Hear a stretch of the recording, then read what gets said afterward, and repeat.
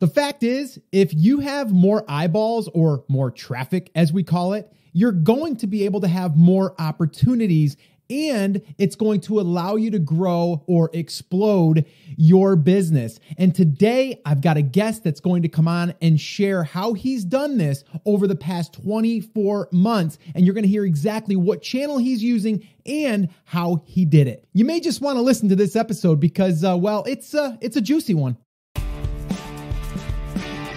Well, hey, what's up, everyone? Welcome back to another episode of the Amazing Seller Podcast. This is episode number 785. My name is Scott Boker, and I'm here to help you build a future-proof business so you can create the ultimate freedom. But, and there's always a but, you have to take what you learned from this episode and take action, and you can become the amazing seller of your life. If you're ready, I'm ready. Let's do this.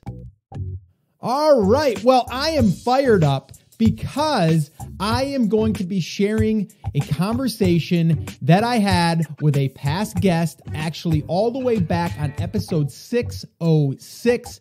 His name is Jesse, and he started way back when, a couple of years ago, he started the 52X challenge, or the strategy as it is called now. And he's actually the one that got me thinking to really do this 52X strategy. And if you missed that episode, you're going to want to go back and listen to that one. That is episode 707. And that was where I broke down the 52X traffic momentum challenge.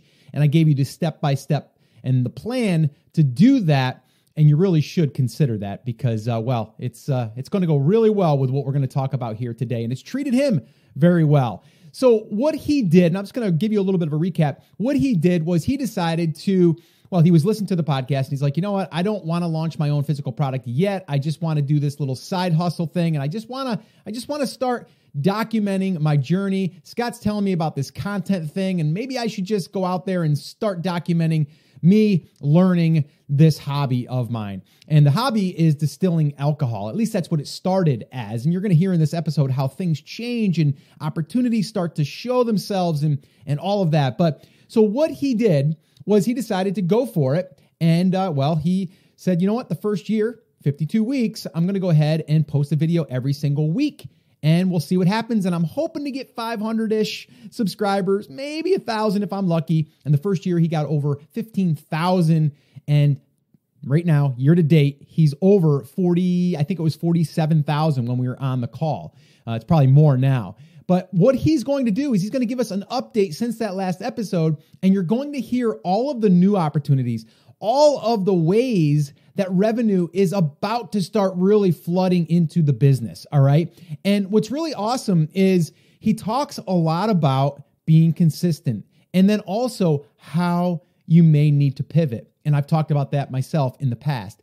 The name of the channel now is Chase the Craft, which is also Still It. And that's what it originally was called, but then he changed it to Chase the Craft. And you'll hear why he decided to do that. But he's exploded his growth in the past 12 months. And now he's right about ready to sign a sponsor for his YouTube channel, which is going to be exciting and it's going to be fun. And I can't wait to hear more about that. And he messaged me just after we got off the call and he goes, Scott, you'll never believe it. It's just gotta be fate that this stuff happens, and just a coincidence because he got off and he got a message from who he thinks is going to be a really good sponsor for his YouTube channel. But there's so much that he wants to do. You're also going to hear us talk about him wanting to possibly roll out some physical products. And I might have changed his mind there right now, maybe later, but there's some other things that he can do that he's not leveraging yet, which he could do. So it's somewhat of a coaching call, but you're going to really just hear the ins and outs of what's happened since the last time he's been on, and really in just a year's time. But the one thing that he said and that he's consistently done is that right there. He's been consistent. He's committed and he's been consistent and he's been pushing out a video every single week. All right. And you're going to hear exactly how that all has taken place and what he's doing now to really ramp that up, but also other channels that he's starting to leverage. He's got his website. He's getting traffic there. Some things we talked about doing on that. But anyway, I'm going to leave you with that because there's a lot that we cover here. Now, before we do, Okay. One thing that I want to remind you of is, well, this really goes well with about what we're talking about here today with my book, The Take Action Effect.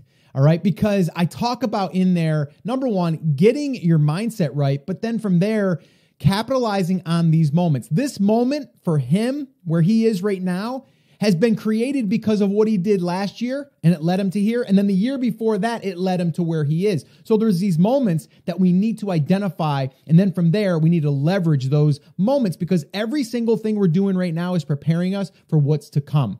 And inside of the Take Action Effect book, we identify them, and we also build up your self-confidence so you can go out there and crush it. And then from there, we start building out the plan. We start building out the brand. And there's a lot of stories I share in there personally, but then also of other people. So the other thing is, it's available now. If you missed my last episode, it's available now in the audio form. So the audio book is now available on Audible, and a couple different ways you can grab a copy. Number one, you can head over to takeactioneffect.com and you can grab either the paperback, the hardcover, the Kindle, or you can grab the audiobook right there. Now, if you want to grab a free copy of the book, well, all you need to do is go through my affiliate link over on Audible, and you'll sign up for an account there. And I believe they have like a 14-day trial or something like that.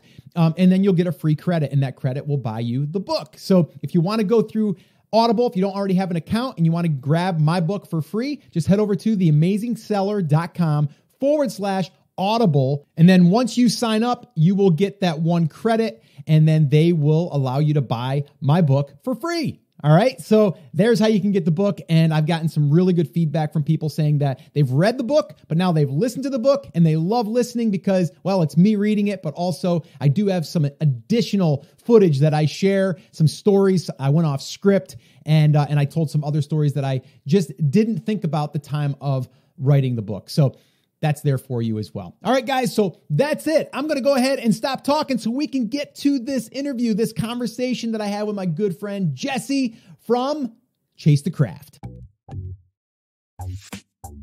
Well, hey, Jesse, welcome back to the podcast. What is happening, my friend, from there on over? I mean, you're kind of a distance from us right now. Where are you located again, Jesse?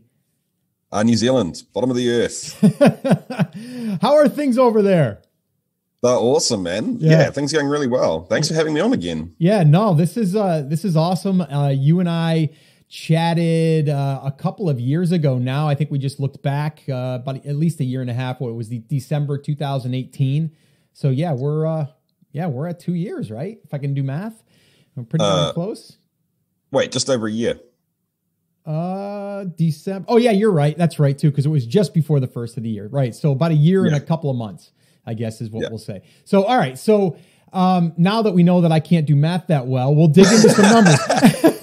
But, dates are not my strong suit. So I thought I was horribly wrong there for a second. Yeah, no, you're right. It's because it was just before the first of 2019. So, so I wanted to get you back on because number one, the episode that we did, was really about you saying to yourself, you know what, I'm kind of stuck as far as like what I should do. And, you know, should I launch a product? Should I get into this Amazon game? Should I just publish content? So you know what I'm going to do? I'm just going to go ahead and start publishing content about me documenting the journey of me learning how to distill alcohol. And so you're like, I'm just going to give it a go. A year later, you had 15,000+ subscribers. You were making, I think at that time, it was just over $1,000. And I think a lot of that was coming from, what's the name of the site where they give you donations? It was Patreon. That's it. Yeah. So you were doing that. You were getting some stuff with merch and all of that. And it was kind of surprising to you. And, and me. And I was like, you know what? We got to get you back on because now you're up over 47,000 subscribers. And it's growing quickly, and your direction has shifted a little bit, and things have changed since we last talked. So kind of get me caught up a little bit. Like, what's this been like for you? And, you know, like, let's just kind of get into the talk. Yeah, for sure. Yeah, you're right, Scott. It's weird. I think I said to you last time, it sort of flicks between being a dream and then being a reality and then being a very hard reality. Yeah. In terms of it, it's crazy, and it's an absolute honor to be able to do this at all, let alone to have some sort of following that gives me some sort of budget for the videos and stuff. But then on the flip side, it turns into a very hard reality of the weekly grind as well. Well, yeah. And it's once again, it's a pretty big responsibility to keep that going. Yeah. But I'm absolutely loving it, Scott. It's great. Yeah. I mean, it's a commitment, and you signed up for that commitment. Now, when you first started doing this, did you ever imagine it would be where it is today? No, not at all. No, I think you alluded to it already. The original plan was to pretty much guarantee to myself that I would do 52 videos over a year. So a video a week for a whole year. I'd see where it went. And my original goals for that first year was somewhere between, I think, 500 and 1,000 subscribers is what I was hoping to get. And if I could get to that point, then I'd keep going, then I could justify it to myself and I'd keep making videos. So it's definitely well exceeded that. And I need to sit down and write new goals, actually, to be fair, because I'm well past anything I had on paper. But it's grown a lot more than I could have hoped for, that's for sure. And given me a lot more opportunities than I ever could have, dreamed at that stage. So yeah, I'm sort of, it's funny. Last time I talked to you, I was sort of at a little bit of a turning point in what I was going to do. And I'm starting to feel like I'm at another one of those sort of crossroads now, trying to decide exactly what to do and where to go. Oh, I'll tell you what, though, those are never going to stop, by the way. We don't, we always think to ourselves, like, once I get to this threshold, or once I get to this place, it's going to be like a success, and yay, we're going to celebrate and we're going to hang out. And then something else pushes you, or something else comes into the equation, like the opportunities that you said, right? Like there's opportunities that are coming your way that weren't there before because of the constant, publishing of content, and then probably collaborating with other people, and like all of these things start to open up. And so you can't even think about that other thing because it isn't here yet. And it's funny. My wife and I just got back this past weekend. We went to Oprah's 2020 Vision Tour. It was a gift to my wife, and it's funny because my wife watched an Oprah show 20 years ago, and that was the turning point for me leaving my job 20 years ago, because she said, "Why are you doing something that you don't enjoy in life? You have the opportunity to do whatever you want. You should chase your passion." And my wife had a passion for photography at the time. Long story short, we ended up starting a photography business. I left my job 18 months later, and that was because Oprah had suggested that, right? So that one thing, right? So we went back to Oprah again to kind of like honor her and kind of celebrate that, she's coming locally. We're going to go see her. And she said something that again resonated with me, and it will to you as well, is like everything that we're doing right now is just preparing us for that next thing. Right. And it makes sense, right? It totally makes sense. And you can vouch for that. What you're doing now was because of what you did last year, and it prepared you for where you're going to go. So we're never going to have the exact roadmap. We just have to trust in that process. It's interesting, isn't it? Because it's almost like you get on the train track, and I don't want to sound all get deep on the philosophical side of things. But you can. Almost like in some ways, once you've made that decision and once you start moving, and like you say, once you take action, it's almost like you don't have a choice. Yeah. In some ways. Yeah. It's like you get pushed into situations where you can do A or B, but let's face it, you're never going to do B. It's always going to be A, and sometimes you get to decide which way you go. But it just, once you start getting momentum and once you start moving, things just they don't fall into place. Things go wrong all the time, but you're moving forward all the time, I guess. Yeah. Well, it's an odd feeling. Yeah. And the thing that's going wrong is really just a lesson to tell you, don't go that way. Go over here. Right. Hey, there's a hole over there. Exactly. Don't go over there. I just stepped in the hole.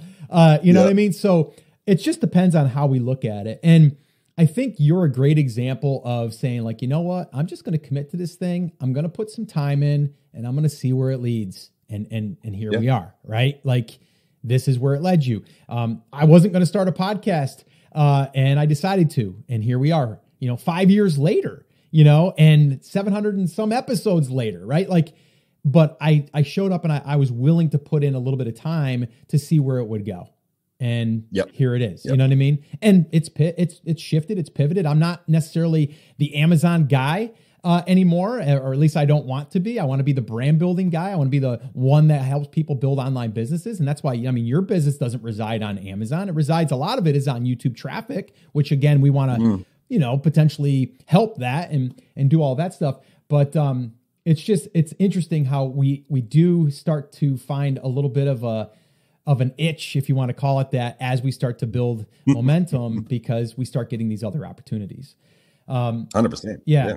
So let's talk about some of those opportunities. So since the last time that we talked, you had ideas of just like, I'm going to grow the brand, possibly, and I'm just going off top of mind here.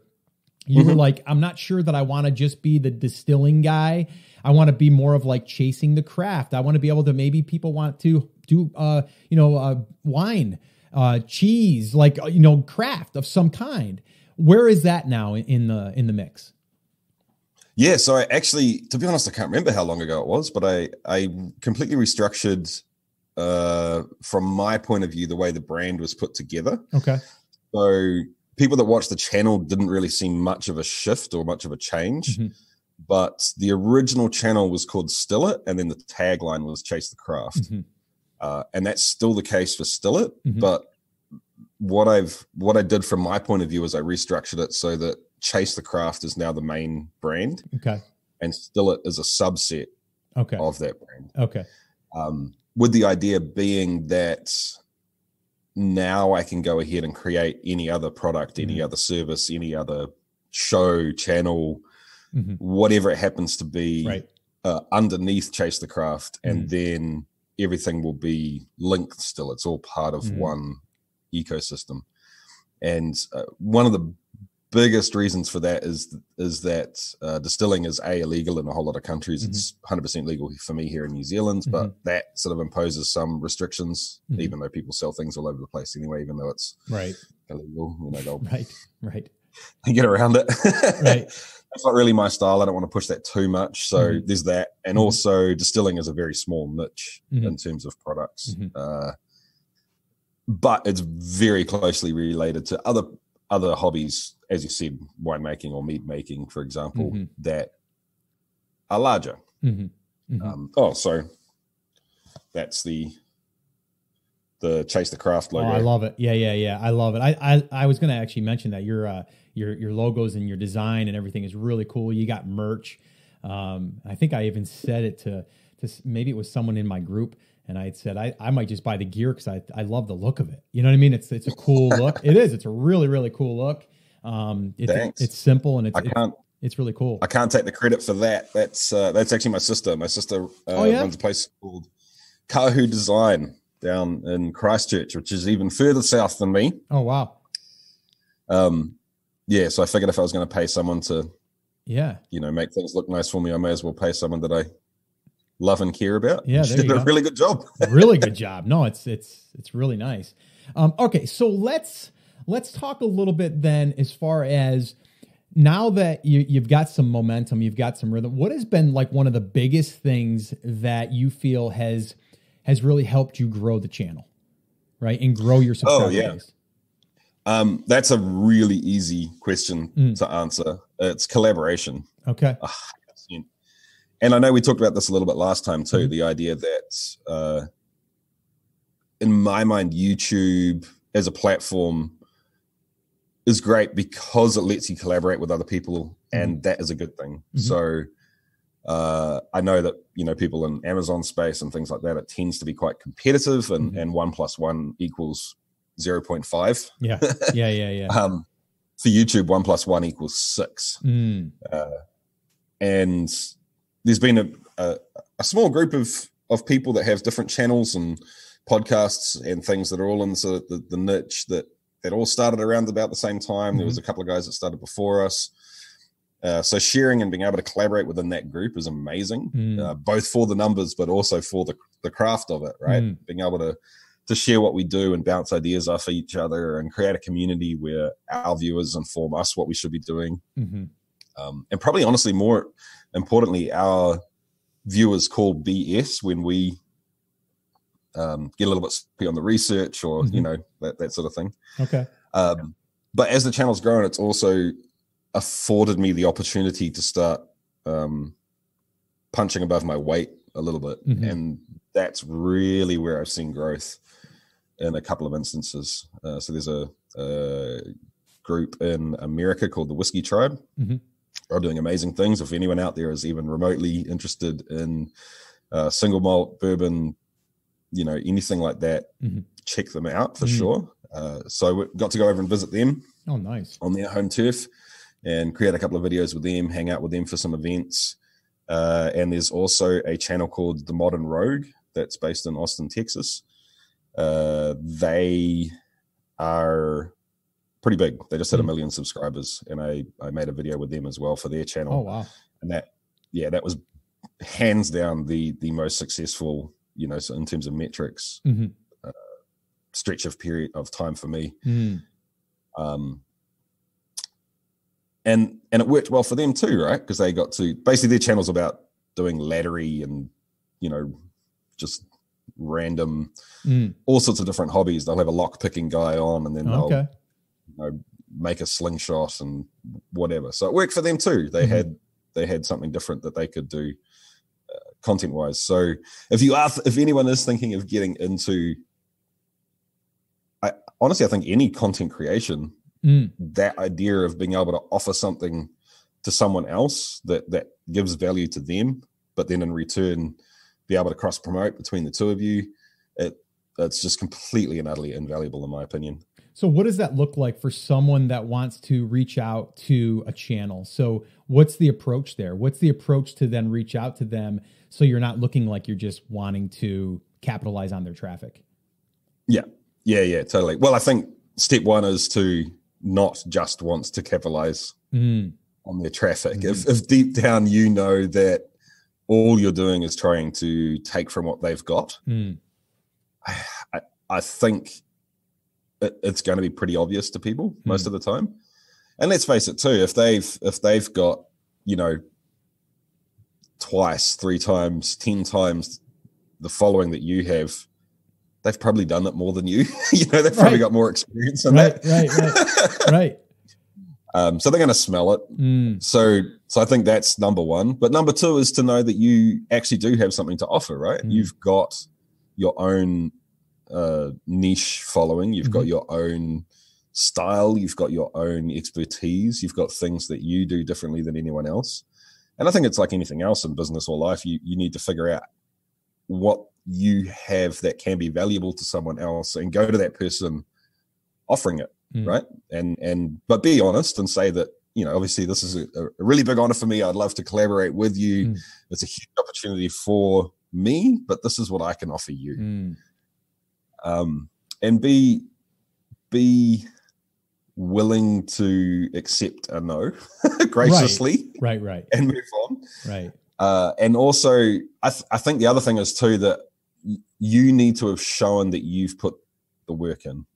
You know, you can't show up, you can't create a YouTube channel, put 3 videos on the channel, right, after 3 weeks, and then go approach someone that's got 1 million subscribers because they're just going to literally laugh at you, right, or not even reply is probably the more. And how are you? That's probably what's going to happen. How are you reaching out to the YouTube channels? Is it just going through their profile, finding their email contact, or DMing them of some way?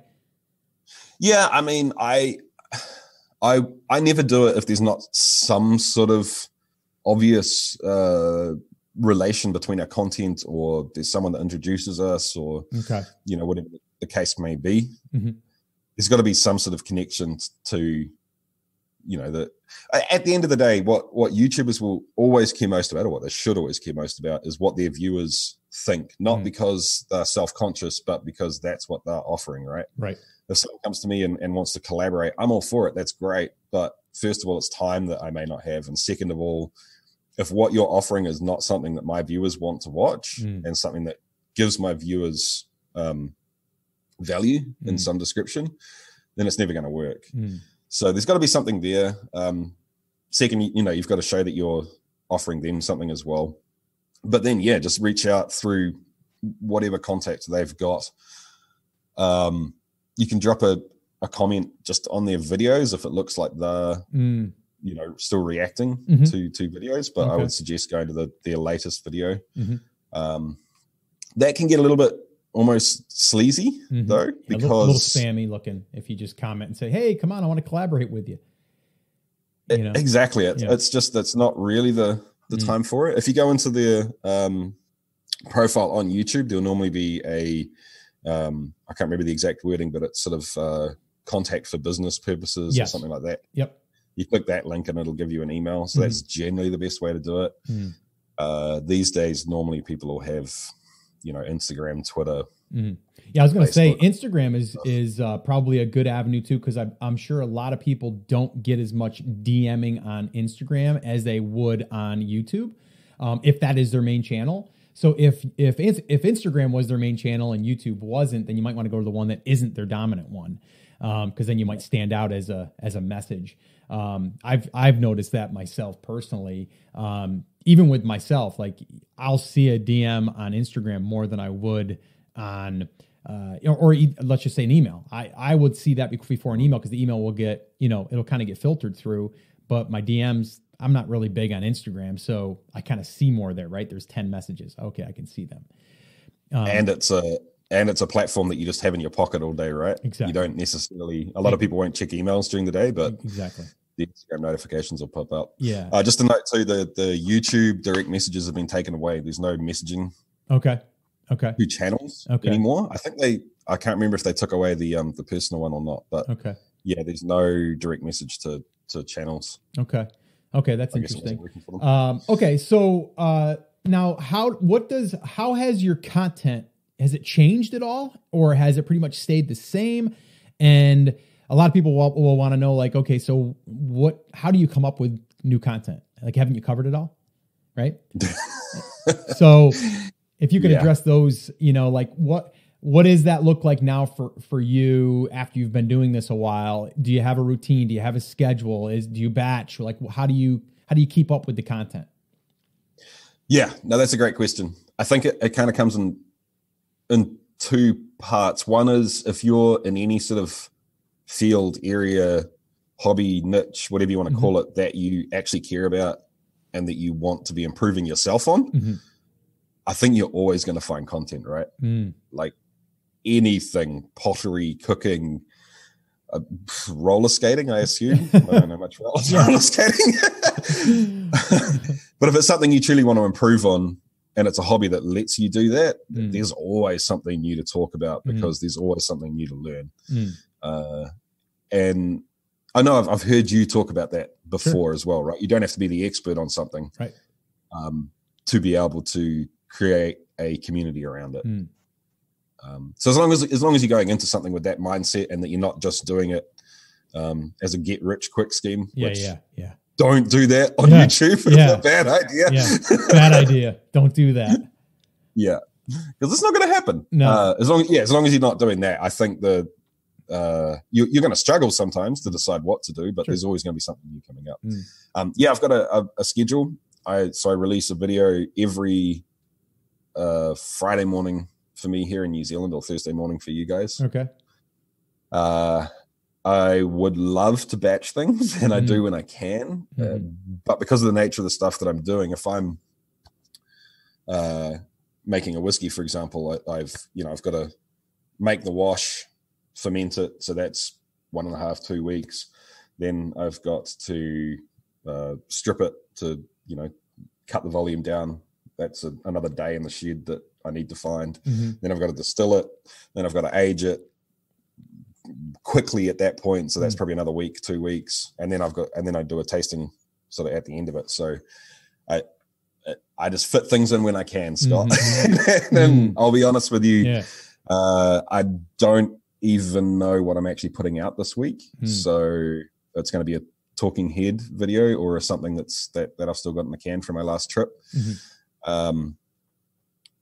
I would love to be able to batch edit and batch shoot. Unfortunately, the talking head videos don't work so great for me. Yeah. So it is what it is. I mean, just let's touch on that. So what is working best for you as far as video content? Yeah. Okay. So in the beginning, what I used to try and do is make everything very educational. So if I was doing that whole process I just laid out before, I would make a video about each step of the way. And even though it's the same step as I've done other times before, I'd pick something new out about that step that I just learned, or something that I know my viewers have been asking me. Right. So I'd make a video just about the aging, or just about the distilling, or whatever, and then link them together. But what I've should have learned more quickly and didn't, what I've now learned, is that even the people that watch regularly have an attention span that lasts for one video. Okay. So I need to squish all of that into one video, or not make it a consecutive thing, right? People don't go to YouTube to follow the same story, the same small story every week. You can kind of have a meta story that runs throughout your channel, or, a big long-term goal that you're trying to get to, but that's a 30-second slot in your video. So essentially what I'm saying is that I've discovered that I need to put that whole story into one video, start to finish, and that is much more successful. So the videos on my channel that are more successful, that's exactly what they are. But that means that it's literally a month, 6 weeks, 8 weeks worth of work for one video. Yeah. Yeah. And I'm putting videos out weekly, right? So the dream is to get to the point where I've got enough time to be able to batch that. So every week I'm starting that process, and I've got, another 8 in the pipeline, and they're all sort of going along. And, so I'll start one, I'll do the middle part for one, I'll do the fourth step for one, the fifth step one for the 6th, 7th, 8th, every week. And then every week I'll be editing the one that I started 8 weeks ago. That's where I want to get to, but that's going to take some planning. It's going to take some time, and it is hard in your market, because there is, I want to see how it's done, but then I want to see the result in that video, right? That's exactly what people want. You think about a show like Gold Rush, every week they always show how much gold they got at the end of the week. That's what we're waiting for. I'm waiting to see how well they did that week, what challenges they had, what they overcame, what was the amount of gold. If they didn't give me the amount of gold at the end of the week and I had to wait to the end of the season, I wouldn't really like that. Look at Biggest Loser. Every week they do a weigh-in. How much weight did you lose from the prior week? It's hard in your market to do that, because how are you going to give a result necessarily of something that is oh, here's some whiskey we made, but you can't do that in a week. You can just show that, oh, look at it. It's distilling. It's there. Great. Okay. So you don't have those small little victories, or those small little things that can satisfy my appetite, but then also keep me waiting till next week so I can see something else, or you tease something else. You're basically creating a TV show is really what you're doing in your case. So that is a challenge. So so what that means for me is that, unfortunately, there's kind of a running joke with a lot of my viewers that this is a talking episode, or this is a learning. People relate it back to school as well. I've seen a lot of people say, "Oh, this is a practical episode. Yay, we're playing with the chemistry set," and then next week is the teacher's talking, right? Sort of stuff, and it does mean, unfortunately, that it tends to be 3 or 4 videos that are less practical, and then one that gets stuck right in. So I'm right on the verge of almost being able to justify scaling the 9 to 5 back and putting more time into this. And I think my focus up until this point has always been on the YouTube channel itself. What I do on YouTube to grow YouTube, to get more viewers, to to pique the algorithm's interest and to pique viewers' interest. And now I'm starting to look, sort of YouTube's almost not on autopilot, but it's just sort of steady as she goes. And I'm starting to look on the peripherals to see where I can find low-hanging fruit to justify putting more time into the channel itself, if that makes sense. No, it absolutely does. So let me ask you this, because we touched on it a little bit, is like opportunities that are becoming, kind of present to you, and you're being offered collaborations and stuff like that. Are you at the level yet where you have people that are reaching out to you, companies that want you to sponsor an episode? Yeah, I get probably at the moment 2 or 3 emails a week. Okay. Offering something. Okay. The biggest problem is that my expectation of what that's worth and what people's expectation of what that's worth tend to fall short of each other quite often. And people should also be aware that there's kind of once your name is on something and once your contact details are on something like that, you're just going to get spammed a lot. There's going to be a lot of junk mail coming through. I'm sure you get it all the time as well. People offering you to sell their certain male enhancing drug of choice, or yeah. Well, yeah, because your audience is primarily probably male, right? Oh, 100%. Yeah. Right. So it's like 98% male and 60% America, 25 to 54. And so it's that pretty classic, Yeah. So of course, like you're going to get like those types of ads. I've never actually got that before. I could see that happening though. I could totally see that happening. Or probably like hair loss, right? You can get that because, guys are losing their hair. We got a product that'll fix that, and your audience is male. So I could see that. And so I guess my question is like, so what does that look like? Is that in your scope of monetization? Is that definitely? Is that in? Okay. And so like you had mentioned, like what aligns, or what your expectations are, what their expectations are. What is your expectations? Like, what are you happy with? Like, if I want to sponsor something and it's aligned with your brand, it's got to be aligned. What are you going to charge for that? And I'm just doing this so people can get an idea of what is possible as a sponsorship. Yeah, totally. And again, as you grow that can also increase. Yeah. Yeah. There's an awesome little tool called Social Blue Book. Okay. And if you plug your details into that, it will give you a range. So it'll say, this is the low end, this is the high end, this is kind of the median. And then let you tweak sort of factors to make that change. So the time of year is a big one. Okay. So for example, all of my metrics went bonkers in December. And then January comes along and suddenly people don't want to be buying ad space anymore for some reason. Right. Right. So it'll let you tweak that. It'll let you tweak all sorts of things. So I kind of use that as a base. Okay. And the last one I did for a 30-second mid-roll was $350. Okay. And that was for a VPN company,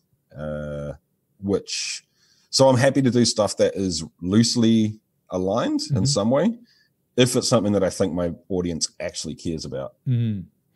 If it's something that has nothing to do with distilling, and just doesn't fit my demographic, then you can't pay me enough to do it, because the long-term success of the channel is much more important than whatever it is you want to pay me. And is that $350 a one-off charge then? So they would pay it once, correct. And then it would be embedded. That was a one-off thing. It'd be embedded in that video forever. That's a pretty sweet deal. You know what I mean? And I think for you, and I've done that myself, even with the podcast, is if you look at the numbers on a typical media buy, it's okay, but if you have the right company that knows the value of getting someone over that could potentially, really bring new clients into their business, really you can make up whatever your sponsorship wants, right? Like if someone is going to, pay you to be on your channel, and they know that if they get, people to come over and get on a subscription plan, right, to buy something that they're going to buy over and over and over again, well, they're willing to spend more because they know that the long-term ROI on it is a lot bigger. So they're for $350, they'd be like, yeah. Or you could say it's $2,000, right? And then they'd be like, still like, yeah, because they know the long-term effect of that. So, I just think it just has to be the right company. You know what I mean? Yeah. And that's why I just keep turning people down, or a lot of them I just won't even reply to. Some of them I'll send them, and in my mind that number scales on a lot of things. So that was a while ago now, and that's on the low end of what I would charge now. But things like how much I like you, and how much I like your product are going to change that number drastically, right? And then other things are how much time in my video is it going to take up, because that's what my viewers care about. So that's what's worth more to me. How closely the product is aligned to the subject matter of the video. So actually, to be fair, how there's this thing for artists and everyone that's, never do anything for free, always charge money for it. I kind of disagree with that. I always get value if you're giving value, but that value doesn't have to be money for me always, as long as it's worth the same. So there's another company I'm doing something with, and I've never once said, yeah, sure, send me one of your products for free, and then I will mention it in a video. Never. I hate that idea. Like, whatever your product is, if I wasn't actively looking for it beforehand, your product's worth this much for me. Absolutely $0, So, and that's, if people are looking to do the opposite for this, that is a really annoying, frustrating thing as a creator. I'll send you my X, right, and give it to you for free, which is worth $3,000. So that should, it's not worth anything. Right. In saying that, right, a brand got in touch with me a little while ago. I love this stuff so much. It's something I actually cared about, something I actually want to buy. So yeah, sure, send me one. I'll work it into a loose relationship with a video and give you a shout out for it, because I think you're that cool. It scales so much. Another thing was a company actually wanted me to create a series to put on their channel. Oh, okay. So that the value of what that was costing me in time versus the return I get on it. The only return I was going to get on it was the monetary value right up front. If I'm creating videos for someone else and putting them on my channel, then that video earns for me for the rest of the life of the channel. Exactly. It builds the channel. Exactly. So I was quoting a much higher number to them, and I don't think it's going to work out, because I don't think they quite understood that. But yeah, so it's a huge range for me, and because I haven't found the right fit, I haven't done very many of them at all. Someone actually contacted me a little while ago and basically said, I'd love to intern for you, which blew my mind. Okay. Why would you want to do that with me, sort of feeling?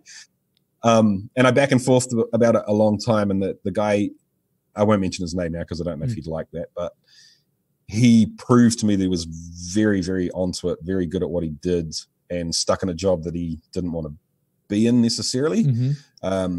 So essentially we decided that the easiest way for me to offhand something to him was for him to look for sponsorships or sponsors for me, and then he'd get paid a commission on it. So that's great. That is low hanging fruit for me, right? It's essentially no extra work.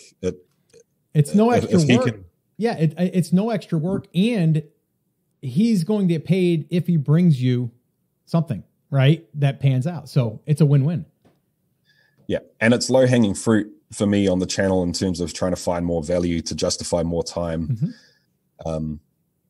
I feel like, it's just that time for me now to start looking for sponsorship. To go back and ask your answer your original question about it. Yeah. So okay, so I guess because you kind of have this momentum now, you're having these opportunities. What is like the next 12-month plan? Like, what is the next 12-month, runway for you, and where do you want to be in the next 12 months? Yep. So the next 12 months for me is all about finding that low-hanging fruit, finding short to mid-term goals that help me monetize the platform in a way that doesn't require a whole lot more effort. So the business, like myself as a business, is on that tipping point right now, but the family's kind of in the same situation as well. So our eldest daughter's just gone to school, which takes the pressure off a little bit with daycare. But we've got 19-month twins as well. Wow. So you're busy. Yeah. You're busy. Yeah.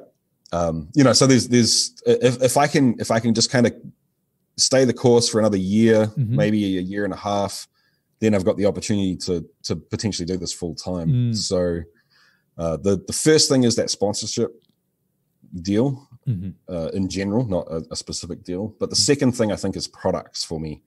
And traditionally up until now, I have been creating merch. Essentially, it's all just branded, my logo on things through Teespring, who are awesome. If you're considering YouTube, they're great. It's essentially like a dropshipping company. They create the merch to order for you. So once you've set it up, you just forget about it.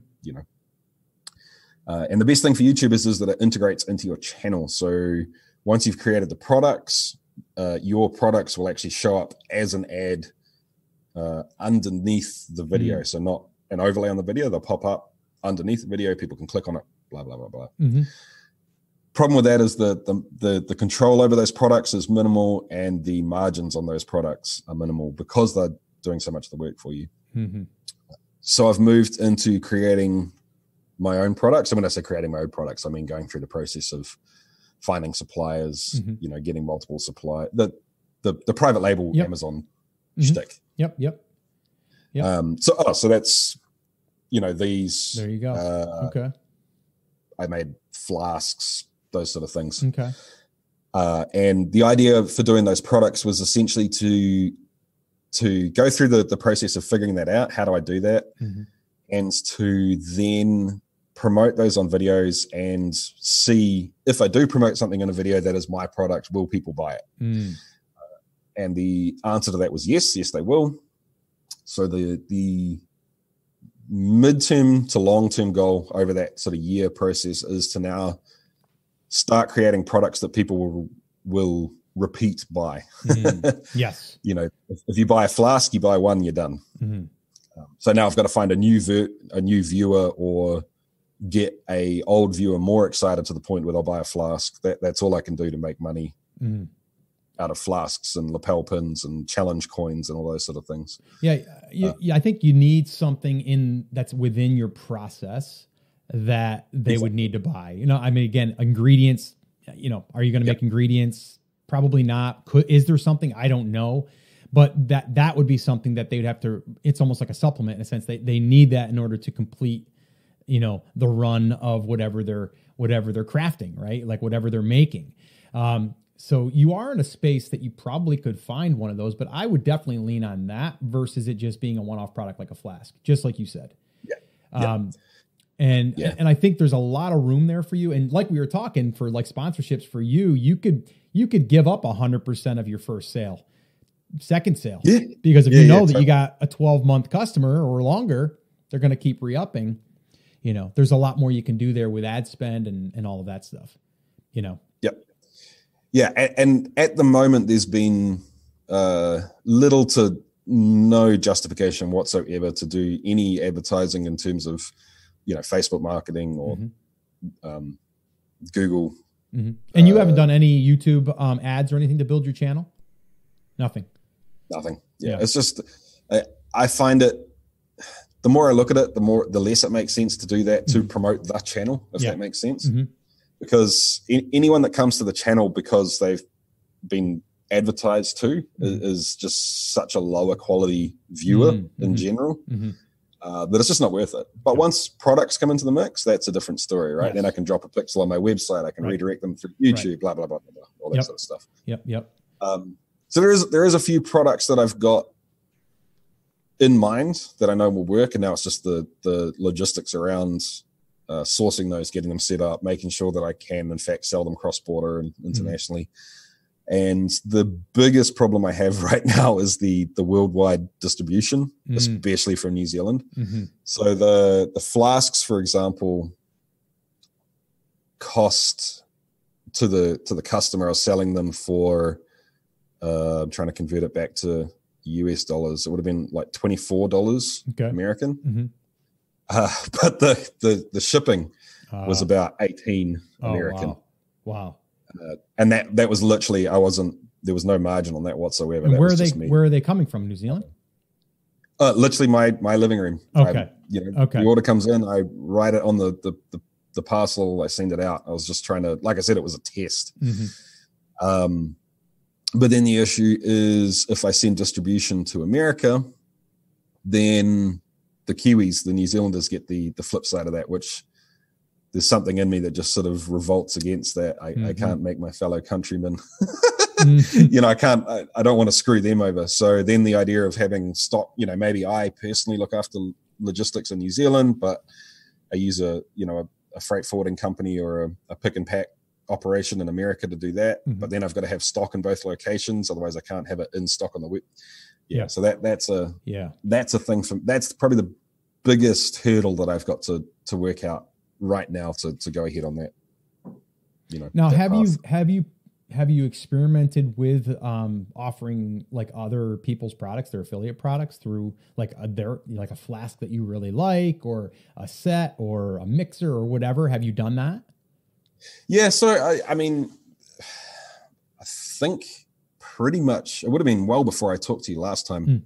At least 2 years I've been on the Amazon affiliate program.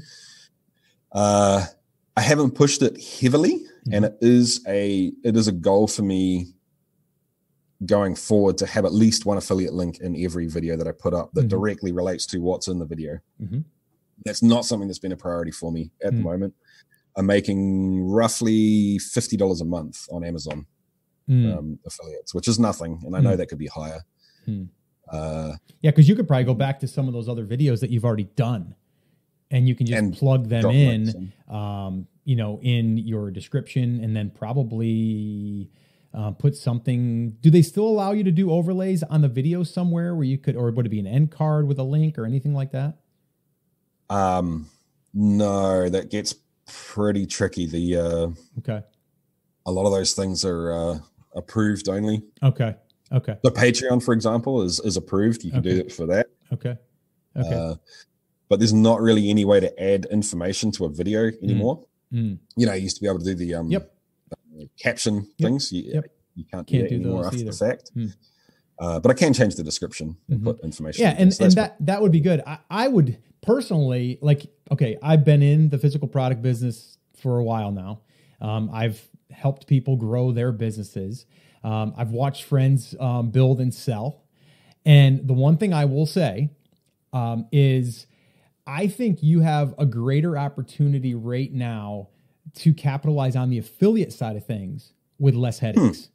And the reason why I say that is because when you get into an inventory-based business, which I'm not saying don't do it. I'm just saying there are other things that you're going to have to deal with. And you brought up a few of them just with inventory and distribution, right? But you're also talking about inventory that has to be paid for that you're sitting on. A good friend of mine, Mike Jackness, was sitting on $1 million in inventory for coloring books. Okay. He sold his company called Color It, and he was sitting on $1 million. That's stressful. Okay. You got $1 million, and it was all pretty much dependent. At least 60-70% of it was on Amazon. So if Amazon, took his privileges away, he's sitting on $1 million of inventory. So I just think that you have a really good, and you haven't really tapped into it yet, is like you said, if you have one call to action in your video, or just say, guys, I know there's a lot of products that I'm referring to here. They're in the description. You can check them all out down there below. That's it. You just plug them in. Like, that's a standard practice. You put that in. I can't see how you can't start to get that up to $500 to $1,000 per month in just affiliate sales. As your channel grows, those numbers are going to grow. And also less headaches. They take care of the distribution. Now, if you are going to do something that was more of a replenishable, I'd get behind that, because now we're talking recurring revenue, right? Yeah. It's worth more than just a one-off sale. The other thing is to keep in mind, maybe you thought about this, but I'm just going to throw it out there, is when you're building this, whether it's a content business, okay, are you getting any traffic over to your website at all at this point? Is it anything, or is it just primarily just YouTube? No, it's about 2,000 unique viewers a month. Okay. So it's not huge, but it is steadily growing. Okay. Yeah. So, and the reason why I say the reason why I say that is because you're building basically traffic is what you're building, right? Yeah. And if you have the traffic and you turn that into revenue, whether that's sponsorships, whether that's products, any of that stuff, you're also building something that could be sold down the line. And right now it might not be in your head, but you do need to consider this, because I know just through Quiet Light Brokerage, a good friend of mine, Joe Valley, there's content sites that are being sold for $500,000 up to $20 million, just content sites. Wow. Right. Yeah. And so it's something to think about, that if you are building this thing out with a long-term vision, that you might sell it, or you might just sell one part of it. As you're building up this traffic, and if you start to diversify that revenue, you're going to also make it more attractive to an investor. And I think for you, because you have a lot of things on your plate, and you've got a family, you've got the business, you've got your job, all that stuff, adding the inventory into it, I think wouldn't be one of my first approaches, because it is going to add complexity to the business. Adding affiliate products and being very, very very precise on what you're recommending, being very deliberate that you're going to be recommending products. I don't know how that can't work. You know what I mean? Your traffic is there. It's going to increase. I would be really pushing that. And I would try to do product-based posts. I would try to do more of that. You know what I mean? And you set up reviews. Yeah. Yeah. Okay, guys, today's post going to be on the 5 things that you need when you distill, or whatever, right? That would be it. And I know that you've done some of those in the past, but I'd be more deliberate about doing more of that type of stuff. Right. You know what I mean? Because why not? And it's useful. I mean, I look at products a lot of times. If I'm into a market, I'm like, oh, I got to go ahead and do an unboxing of this because I want to see what comes in it. I'm curious about this. I looked at a microphone the other day. I was thinking about buying a new microphone. I looked at this guy and he was doing all these different tests to his face, and here it is this far away and this. I'm going to buy the mic, and I'm going to probably go through his link. You know what I mean? Yeah. So yeah, I think you need to get a little bit more intentional about the affiliate side of things. Yeah. One of those original YouTube friends that I mentioned earlier, he kind of chewed me out about that about 3 weeks ago. Good for him. Yeah. Yeah. So every video I've put out since then has had affiliate links in it. And then on my website, Squarespace makes it painfully easy to add affiliate links. You put your affiliate into the platform, and then you just drop an Amazon box in, type a keyword just like you would on the Amazon affiliate, and then it takes care of adding your affiliate to it. So and it means that it's you get a product photo automatically from Amazon over, which is great. Yeah, it pulls it in. Yeah. So I'm going to push that more. And anytime I drive traffic, so if I put out the email newsletter, post it on Facebook, anything like that, I always link to the website with the YouTube video embedded. Just because I still get the views on Amazon, right? On YouTube, yeah. But now I'm getting traffic to my website as well. Right. So yeah, I will keep doing that, and it's something I need to build. And it's kind of always been, I've tested it a few times, but I've never really pushed it, so I never really had large success with it. I guess most of the other things that have been successful is just kind of throwing things at a wall and seeing what sticks, and then running with that. No, and that's totally. So I haven't really pushed it. I haven't really tested it. So I will. That's something. And you're right. I get what you mean. It is. It's much more low hanging fruit than having to test products, create products. For example, I've got a product that's been stuck in customs since the beginning of December, and it's still stuck there. I can't get my hands on it. Well, yeah. And now with this whole virus through China, depending on where you're getting your stuff from, that's holding everybody up. I just had my partner call me this morning. It's a big issue. They're going to hold everything. So what's going to happen? Wow. Not just to us, but to everyone that's importing from China, right? We're kind of stuck now. But the thing is we've got other revenue streams going, right? So it hurts, but it's not, the lights aren't going to go out. Right. Yeah. And so that's a small percentage of that's the important part. But the one thing also, and I know that we talked about this last time. So your website, is not a primary focus of you're really driving YouTube, and then you're okay, and then we're going to post stuff on the website. What are you doing on the website to publish content on a regular basis? that's changing a little bit for me now. So more and more I'm thinking of the website as you call it, home base.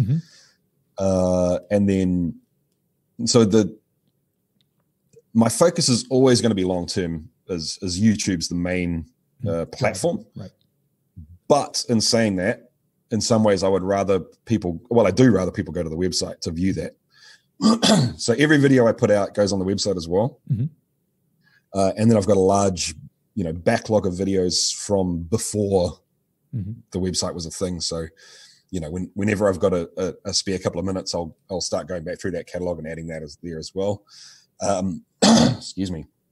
I've just started a podcast as well. So the podcast lives on the website. And most of the people seem to be listening to the podcast through the website as well. In terms of actual content that will attract people, there's not much else there at the moment. I just don't have time to write articles. You post you post the video. Is there any supporting text that goes to that post? Yeah, I've been relatively slack about that. I'll take the same. I've always been pretty good about writing actual descriptions for YouTube, not just keyword cramming. Yeah. So I'll take that text and strip out everything that doesn't make sense for the website. So there's normally 50 to 300, 400 words that go along with the post as actual text on the website. I'm trying to more and more add more content to the website than there is on YouTube. And I'm experimenting with that in terms of how much extra time it takes, what sort of things that I can put on the website that will then get people from the channel to the website. So, here's an extra on the website. There's an extra photo that'll let you see this more clearly. Click here to go on, that sort of stuff. Or I'll post a graph on the website to show the results. That sort of thing. I'm sort of just trying to figure out what extra little bits that the core viewers will want to see that it is not an obvious.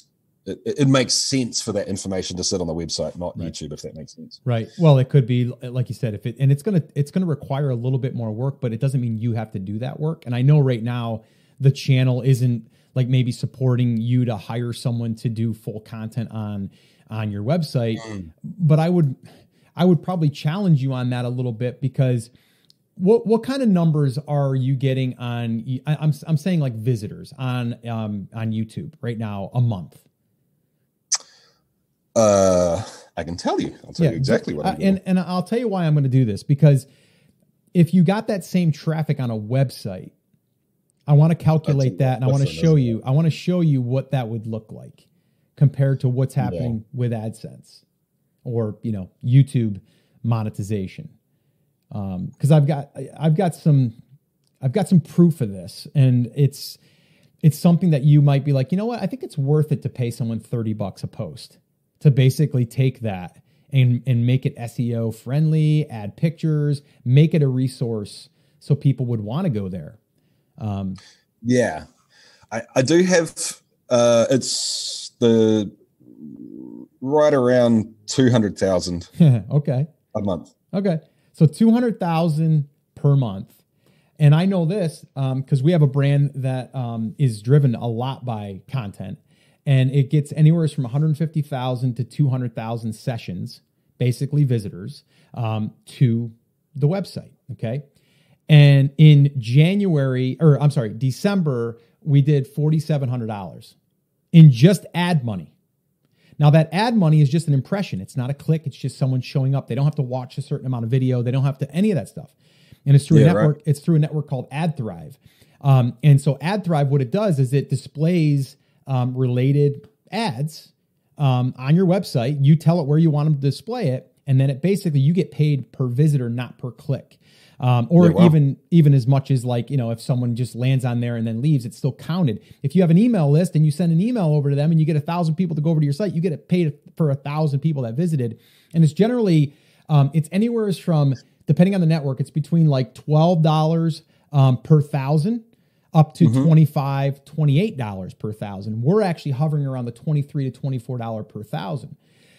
So we're bringing in an extra $3 to $4 grand, almost $5 grand per month just from people visiting the website, not even buying anything, no affiliate link, no nothing. Yeah, that's pretty cool. So that's what I'm saying. Like you have this, you're great at creating the content on video, which is a lot of work. Why not take that and try to leverage it with text that also supports it? People, or you could hire a VA that would take the images from your video and create like a walkthrough of the different stages. You wouldn't even have to do that. And if you spent $30 a post, that's going to be, you got 4 a week, you got 4 a month. Yeah, it's 100, 100 some bucks, right? Like, so to me, that would be worth the investment because that's an asset that can bring traffic in from Google, Bing, Yahoo, whatever, that would turn into revenue that would then feed into the business. And if someone was to buy it, right now you took that and right now the multiple, let's just call it a 3X to make it easy. So basically it's, let's say it's 4,000 a month. That's 40, 48. Let's just call it $50,000 a year. That'd be $150,000 someone would pay for just that website, just for the traffic. Right. Now that's low. I wouldn't want to sell it for that, but it just goes to show you, you know what I mean? That just, what you can build it into. Yeah. And, it's just, I see a lot of opportunity there, and you're going to get more people on the website that might click a link because in the post, you're going to have clickable links that are going to mention, like, you might be mentioning a flask. And as you're mentioning it, you don't say click here. You just mention the flask, highlight it, link it, and it automatically goes to your affiliate stuff. You know what I mean? So I see a huge opportunity there, but to you and I, it is work, right? But I do think that you could have someone probably do that for you. Yeah, it's been on the radar ever since the website turned up. And I went so far as to look on a couple of different, platforms that basically VA type stuff. Yep. And the problem for me is that home distilling is such a specific hobby, and that because of the background legalities, people are so tight around the information has to be kind of accurate and in line with the community, if that makes sense. If you kind of buck the trend in a way that might be seen as unsafe, you're, like people will swamp on you for it. So essentially it's meant that there's no way that I can't hire an editor for the video, for example. I would have loved to do that ages ago, because if that person doesn't understand distilling, then it's a liability to me. So that's the main reason that I haven't done it. Saying that, now that there's a little bit more money flying around for the channel, I can reach out and, like this guy that's doing the sponsorship work for me, I could pay someone like that to absolutely to write it up. And I mean, I'd much rather be paying someone like that anyway. Right. That's in the community anyway. So yeah, it is a good point. I've got some other ideas around the website that are almost, there's not a lot of information out there on home distilling. So for example, with beer, if you're brewing beer and you want to know what flavor contributions a base malt will add to that beer, there's thousands of places that will tell you and graph it and give you perception testing and all sorts of crazy stuff. For distilling, there's nothing. So I guess kind of my smoking gun for the website, what I want to head towards is crowdsourcing that information. And it lets me create a video to do it myself. And then it gives me a call to action in the video to get other people to do it as well. And then it lets me drive people over to the website to say, once you've done the test, sign up here to submit your results. But it also drives people to the website to say, go and view those results. So if you are going to make you want to try and make an Irish whiskey, or you want to make a American style corn whiskey, and you want to know what to put into it, go to the website, because that'll list, the flavor contributions from blah, blah, blah, blah, blah, blah. So I want to get into things that take value from what other people are doing, not to take the value, but to share that information. Out. Well, and it's helping you create content, which is actually really good content that's useful to your market, and you don't have to be the one that's creating all the content. Yeah, and that's the thing. I need to be able to figure out how to set it up so that I can set it up, and then I don't have to receive the feedback by email and then plug it into a spreadsheet and then copy. It needs to be automated, and that's what the stumbling block is at the moment. Yeah. Yeah, no, again, we can talk for hours, but there's a lot, there's a lot of opportunity here. And I think, that it's a matter of like managing the time aspect.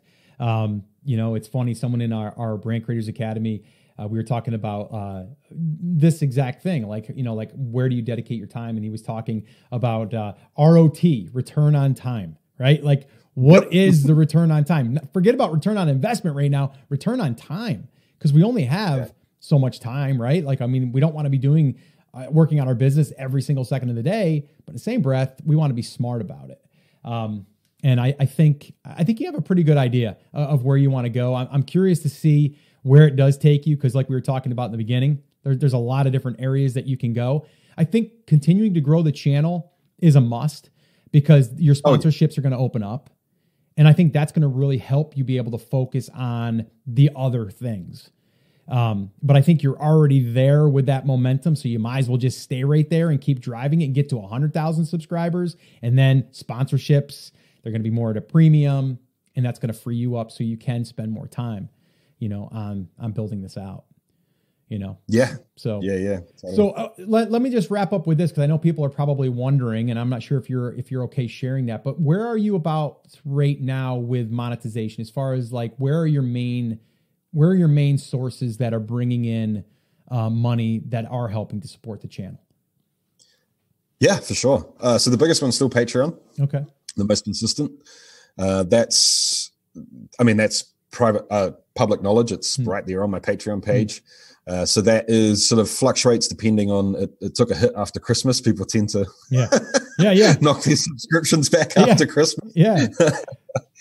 So that's about $900 a month at the moment. That's nice. Yeah. Oh, it's humbling. It's flattering. It's absolutely and utterly bizarre to me. Yeah.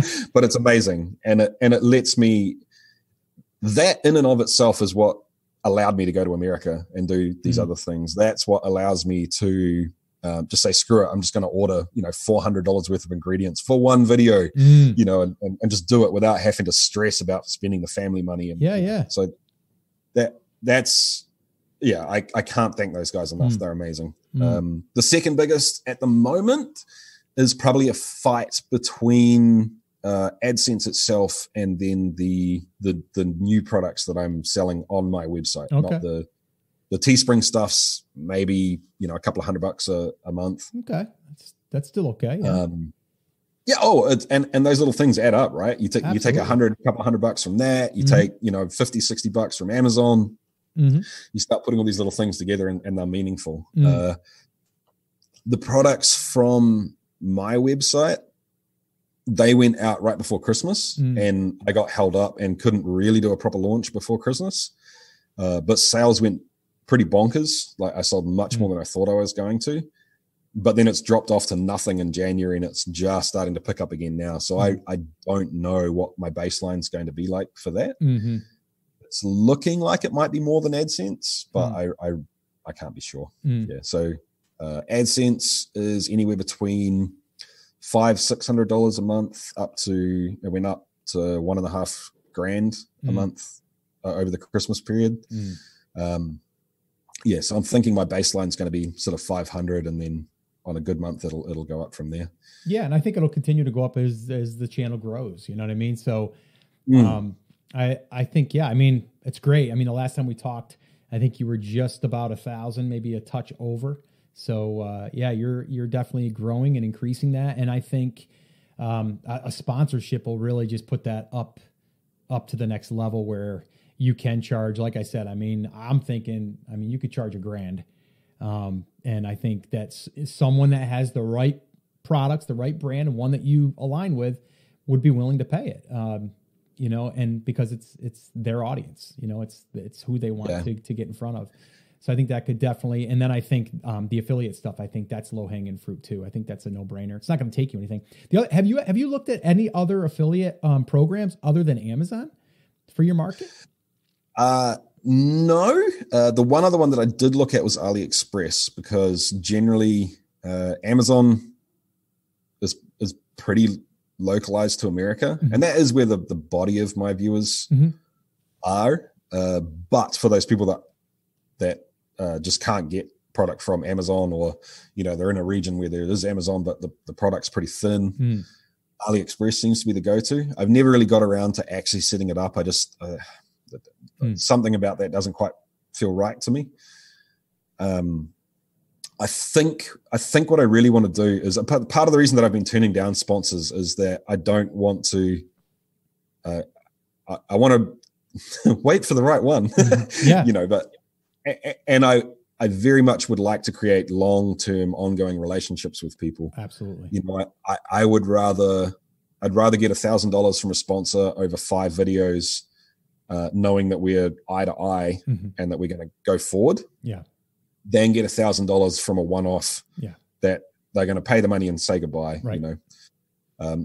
And I say that because that's the sort of affiliate thing that I'd like to set up as well. I'd like to do affiliates with people that manufacture products that I'm never going to manufacture, people that, the local homebrew stores of the world, things like that. That's kind of where other affiliates might present themselves. So I haven't really played with anything else. No. Yeah. And again, the reason why I'm saying that is I went through an example with one of our Academy members, and we stumbled on an affiliate because we were looking at another competitor of theirs, and they were selling products, and the products that they were selling were on a completely other website. And the website was like, just let's say it was in the garden space. It was like a garden wholesaler, and they had a 20% affiliate program. So it was like, well, you get 20% of anything they sell. Why would you want to launch your own products? I mean, if you're making 20% on your own product, after all said and done, you're usually happy. You know what I mean? So no headaches, a full catalog of products at 20%. I'm like, that's a no brainer. So so I would just, again, be looking for those. And they're out there. You probably have to do a little bit of digging.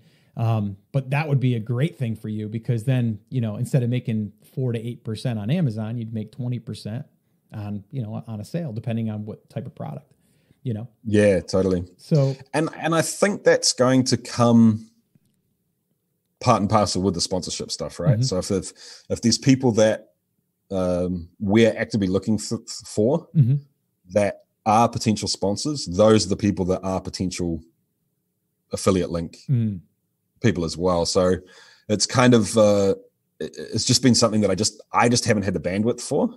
So I'm super stoked to get this guy. I'm calling him for the next time next week. I'm super stoked to get that up and off the ground. And you're right, like the idea of just being able to make 20% on something for essentially nothing. Right, right.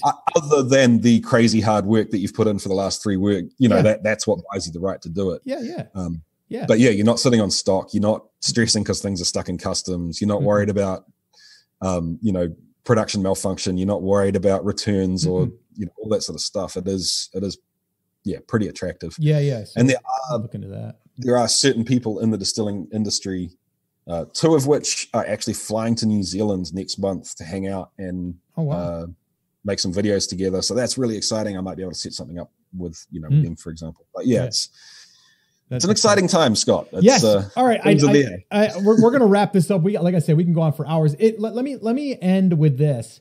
Maybe anyone right now that's maybe just getting started in this creating content, either it's on YouTube, whether it's on a blog, doesn't really matter.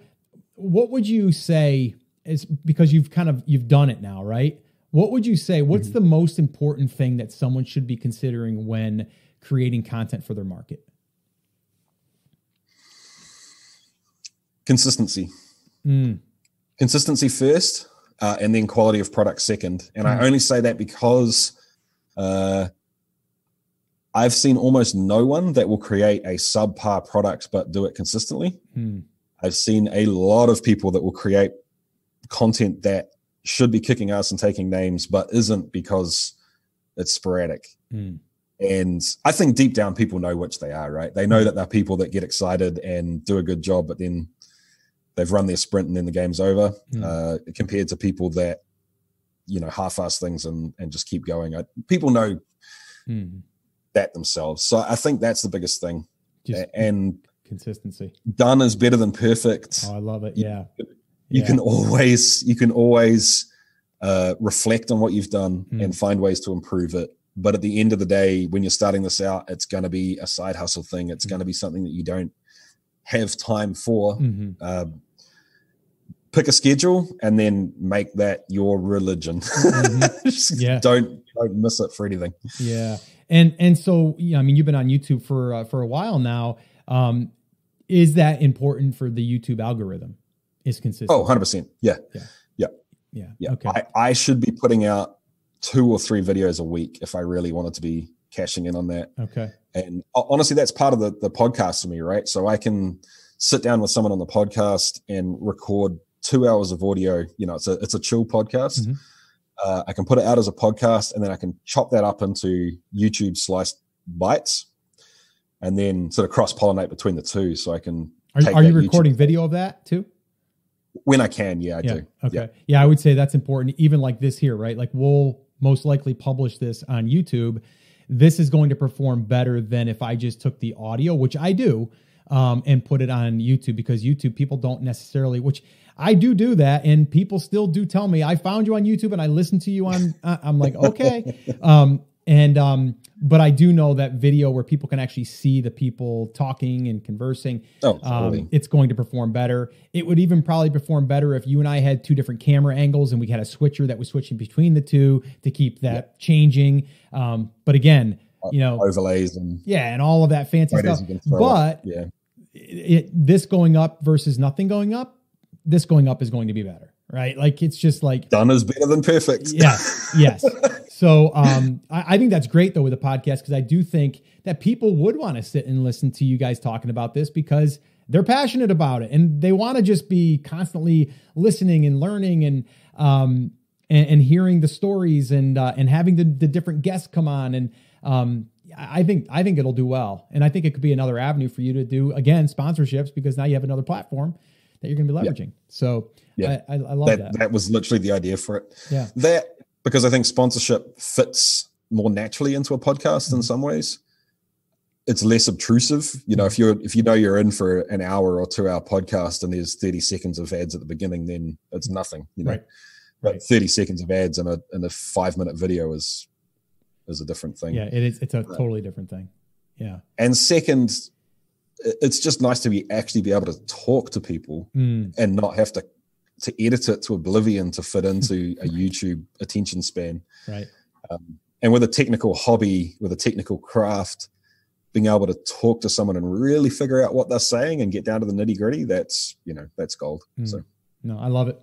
Well, hey, Jesse, thank you, man. This has been awesome. And it's been a little long overdue. I wanted to get you back on. I kept saying, I got to message Jesse. I got to message Jesse. I refer to you quite a bit because I talk to a lot of people now about the 52. I call it the 52X challenge, because you created that. You basically said, you know what? I'm going to, you did, because you said that to me when we got on. You're like, I just said, you know what? I'm going to do it for 52 weeks, and whatever happens, happens. This is my targets. If I do it and it doesn't work out, then it doesn't work out. I'm going to do it for 52 weeks. And you committed to that. And here we are. So I want to thank you again for sharing everything. And I'm going to probably get you again to come on for Brand Creators Academy. We'll do a little private session there with my members and talk a little bit of YouTube stuff. And we'll dig a little bit deeper into that area. But again, I want to thank you, man. And if there's anything I can ever do for you, I'm here to help you. And I want to see you just take this thing to the next level. So if you have any questions on that, you know where to find me. So once again, man, I want to thank you. This has been awesome. Awesome. Thank you. It's been an honor, man. Absolute honor to be on the podcast again. All right, man. Keep on distilling, brother. I will.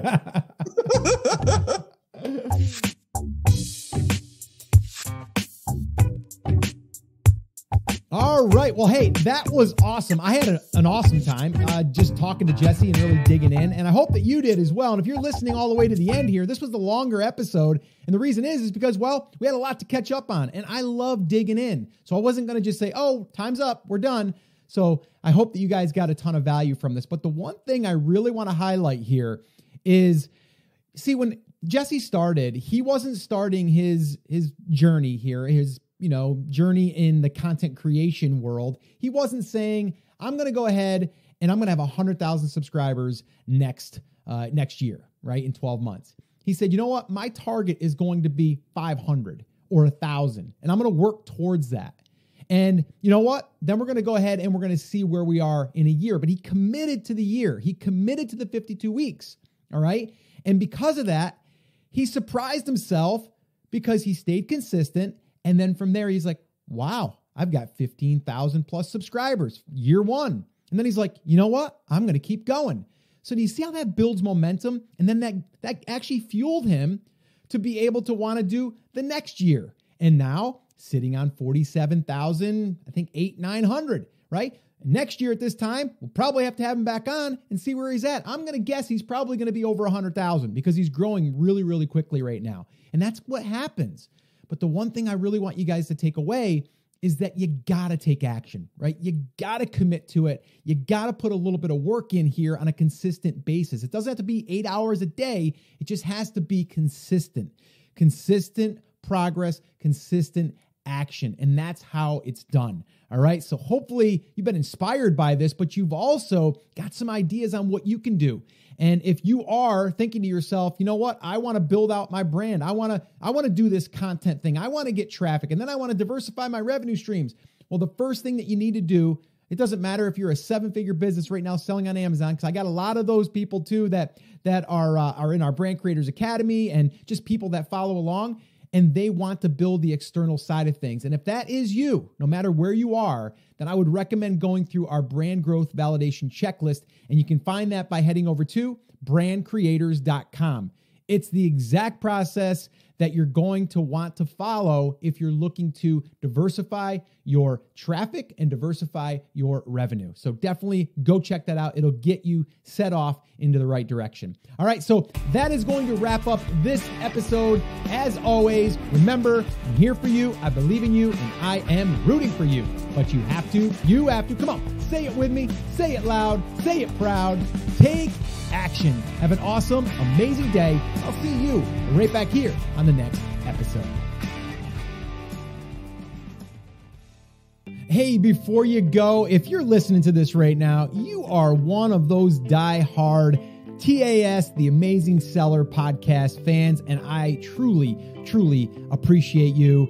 And I would love it if you would let me know how this podcast has helped you in one way, shape, or form. It doesn't really matter. I want to hear, what are your small wins? What is something that this podcast has helped you with? And how you can do that? Just head on over to iTunes and leave me a review over there. Let me know over there on iTunes. I read every single one of them, and it really does feel good to know that we're connecting to each other. And the last thing is, if you haven't subscribed yet to the podcast, make sure you do. That way there, you never miss one of the upcoming episodes. All right, so that's it for now. See you soon.